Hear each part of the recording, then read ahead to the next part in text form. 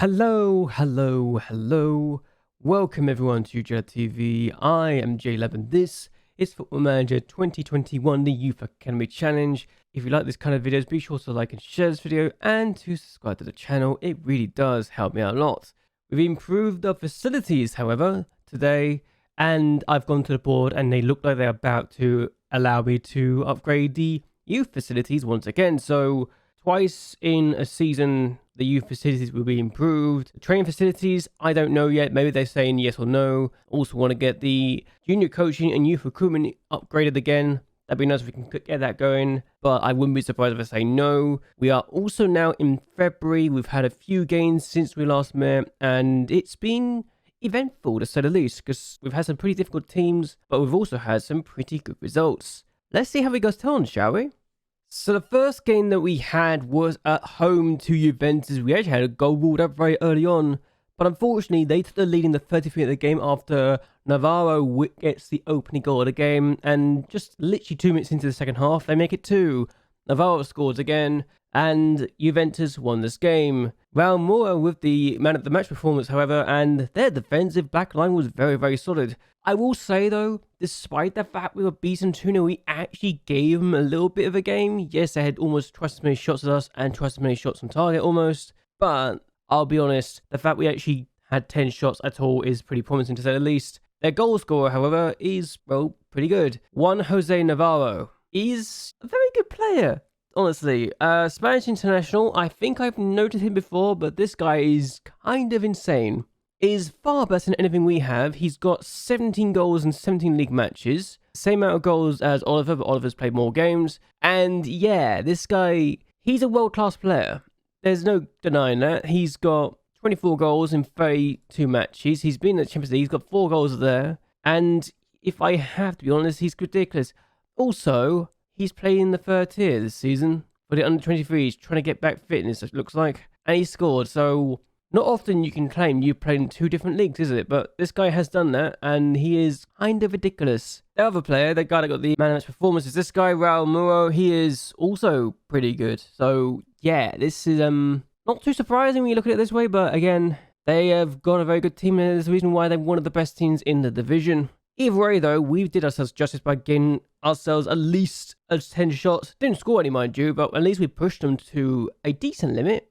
Just a shame we couldn't do more than that, isn't it? And that we only turned up in the second half, but what can you do? The next game we had was away from home against Bari, and to be honest with you, I'm not so concerned by this result, even if I am a bit annoyed with the fact we lost this game, mostly because they're actually doing pretty well this year, and Bari were honestly a team that I could not see staying near the relegation fight if they played as well as they could have done, and they are predicted to be outside the relegation zone. A decent team who have done pretty well on their day, so we actually did worse against a team than we did against Juventus in terms of shots, but yeah, they just took their chances. We didn't. We had the same amount of shots on target, but again, they were more clinical than we were with our chances, with their chances. So yeah, it's not surprising we lost. We did win the yellow card battle, 5-4, but that's not exactly something I should be celebrating, let's be honest.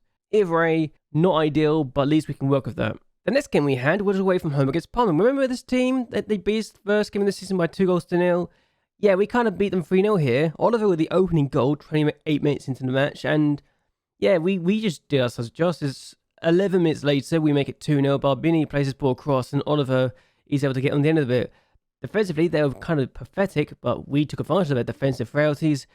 And we make 3-0 just before the end of the game. 94th minute of the game, Conte finds Oliver, who completes his hat-trick. He had chances early in the game to make it at least 3-0, so he probably should have got even 4 or 5 goals. We were good in this game, they didn't turn up, and we just performed to the ability that we have, which is very promising. 3-0 away from home for the second time this season, this time against a team that beat us earlier this year. It gives me hope that we can at least say we might be able to get away from the relegation zone, though I don't want to claim that's the case right now, until it's mathematically possible. But either way, it's a good game for us, and a good win indeed. From one team that beat us early in the season to another, Genoa were our next opponents, and we actually lost this game by 3-2. They took the lead in the 29th minute of the game. We didn't do well at all defensively here, but despite that, we actually came back and got an equaliser after Giri finds Lucchesi, who finds Oliver, who scores his 4th goal in 2 matches, so good start. We're back in this, and then 4 minutes in, we have a penalty. Oliver scores it, 5 goals and 2. Good, good, good. However, Genoa come back in the second half and they get 2 goals. The fact that they were able to have an easy shot, I say easy, it's a very tight angle, but a clear shot on goal is annoying. And then they scored in the 84th minute of the game. Defensively, we didn't do ourselves justice. Keeper makes a mistake and Froling makes it 3-2. So 2 points dropped, or at least a point dropped here, I feel. We definitely didn't deserve this scoreline. We were the better team, but they just took their chances that were very, very presentable to them, and we didn't. So what can you do when you don't do that well? Either way, though, I got some promising signs from this game, and it gave me hope that we weren't potentially going to be striking down towards the relegation zone, hopefully. What I didn't see coming, though, was us taking a 3-1 victory against Lazio. Oliver with the opening goal, 11 minutes in. They do get an equaliser 12 minutes into the game. Bello with this effort. It was a very nice finish, mind you, for Lazio. And I was thinking, okay, we're going to lose this game or at least get a draw. No, we actually come back and get 2 goals in the second half. Bazzoni finds Fantozzi, who finds Bazzoni again. And it's now 49 minutes and we're 2-1 up. And to my surprise, we get a third later on. 76 minutes into the game now. Bazzoni finds Lenzi, who's come onto the pitch. He finds Fantozzi, and Fantozzi scores that goal to make it 3-1. And this, honestly, is our biggest win of the season. To go to Lazio and to beat them, for me, that is a huge, huge step in the right direction and a huge statement as far as we are concerned. It shows that we can go to some of the biggest teams in the division and win. Did they deserve to get more than the 3-1 defeat? Probably yes, but I don't mind. We took a 3-1 win against Lazio. We got 3 points. I'm taking those 3 points and running away like a thief because we deserve as many points as possible for our attempts to avoid relegation. The last game we had was at home to Inter, and we took the lead against Inter Milan again. Andrea Colucci with the goal, and then 67 minutes in, it's 2-0. We get a goal, Luigi Lucchini with the finish, and I'm thinking, are we about to shock Inter Milan? No, we're not. We concede 2 goals later on. Neves with 2 goals to his name. First in the 70th minute of the game, and then in the 83rd minute of the game. It was just 2 goals in about 6 minutes. And Curtis Jones finds Neves, and Neves just does that. Yes, Curtis Jones and Ruben Neves are playing for Inter. It's a bit shocking to me, but what can you do when that's a thing? Either way, though, they actually both came on from the bench after some of the players that they replaced weren't doing so well. Fabio Silva was not performing. I mean, he's very good, isn't he? But he was not performing on the day. Fabio Silva was not performing on the day either. He's pretty good as well. As is Giorgio Enrici. He's decent, but he wasn't turning up. So the fact that they came on and brought Curtis Jones as a striker, and he turned up and decided to do things. He's going to Chelsea actually in the summer, so that's interesting to say the least. They brought on Rokas Urbais, who decided to turn up as well, and the 3 substitutes they made just changed the game for them. I mean, this is not the same Ruben Neves I was thinking of. It's a different striker. It's a different player together. Portuguese, but he's a striker. Wow, okay, this guy looks pretty damn good. I am not surprised that we conceded 2 goals to this guy then, honestly. 16 finishing, 18 dribbling, 16 first touch, 16 technique, 16 flair. He's ridiculous, isn't he?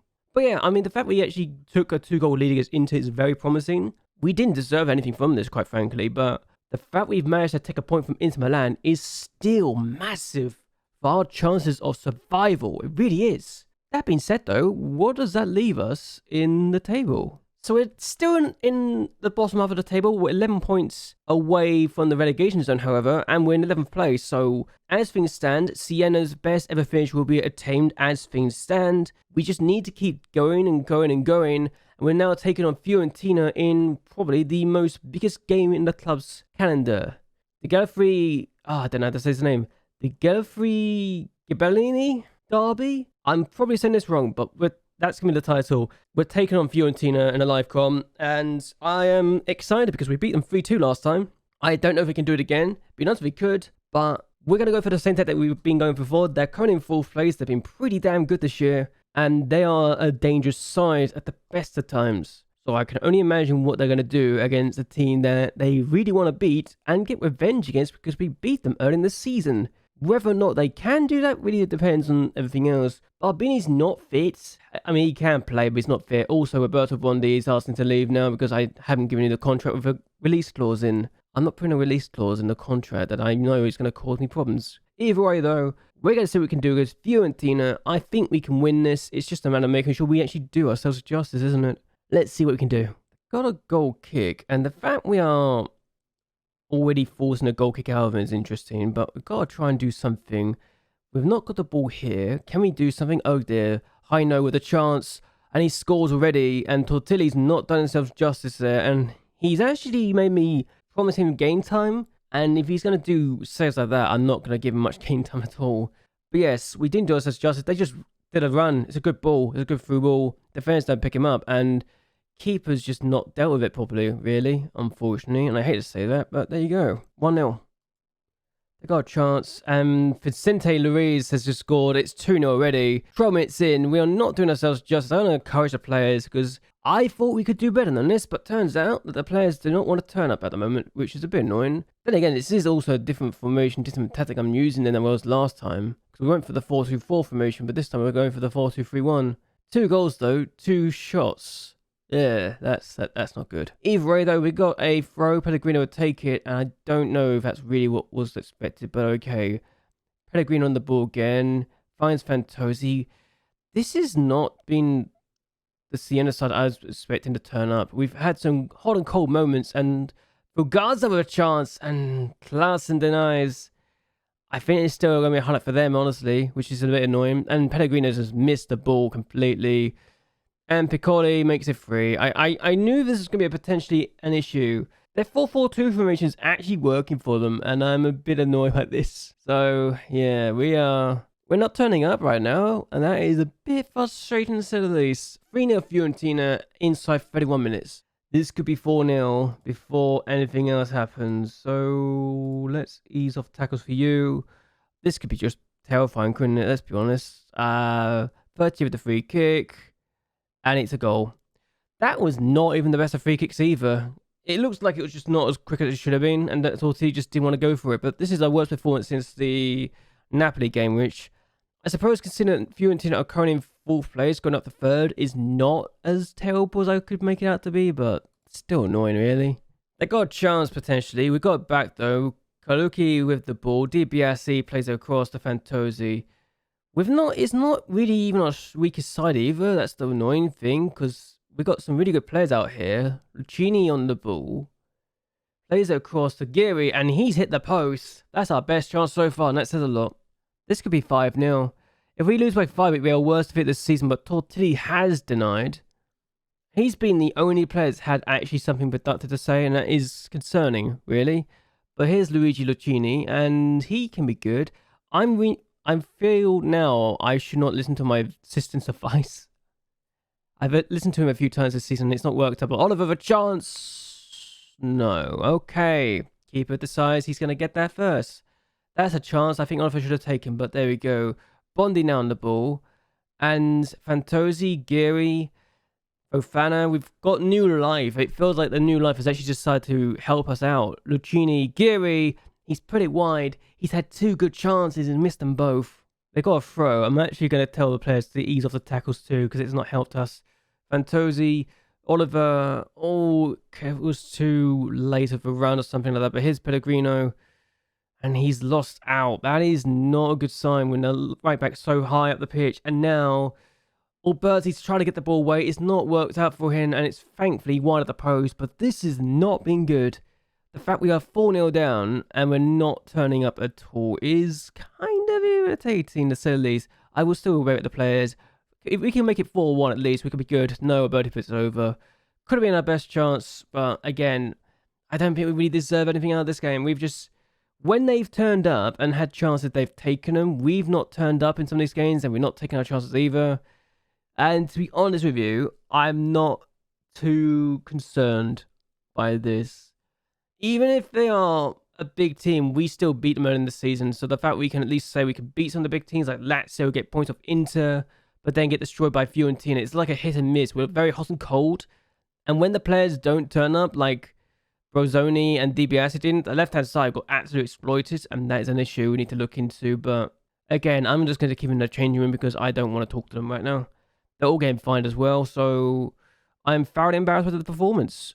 It's very disappointing for the fans as well to see us get destroyed like that, but it is what it is. We've got some easier ties anyway coming up, so That's good, to say the least, and will hopefully be going well. Also, yes, they've actually improving the youth facilities to be done by June, so that's great. They don't want me to do this. Okay, let's talk about this. And the fact that we immediately say, I don't want to be behind our rivals, and they immediately said, okay, yeah, you know what, we'll actually upgrade these. And I'm going to do the same for this one as well. So youth facilities, and we can never be good enough. So there we go. We want to be the best we can, and we want to be taking on the big teams. Yes, they're happy with that. So immediately, because I say that, we've now got to exceptional in youth recruitment and junior coaching, which is massive for us. We're good. We're very good in that regards. We're improving everything. We need to improve everything because we want to get better and better and better. We've still got 16.4 million in the bank anyway, and the projection is still going to be 23.26 million. So even with our new upgrades coming in, we're still going to make a lot of money. So we should be good. And for me, that is important. Either way, though, we are going to end this here. I hope you guys have actually enjoyed yourselves. Hope you guys like and share this video, and that you also subscribe to my channel. It really does help me a lot. Let me know what you think about our performance in the league so far, and if we are actually massively overachieving or not, because I feel like we are, but at the same time we're not, because the performances we've put in can be pretty promising to say the least. And I just want to see your opinions on the matter. Either way, though, until next time, goodbye and, well, good night.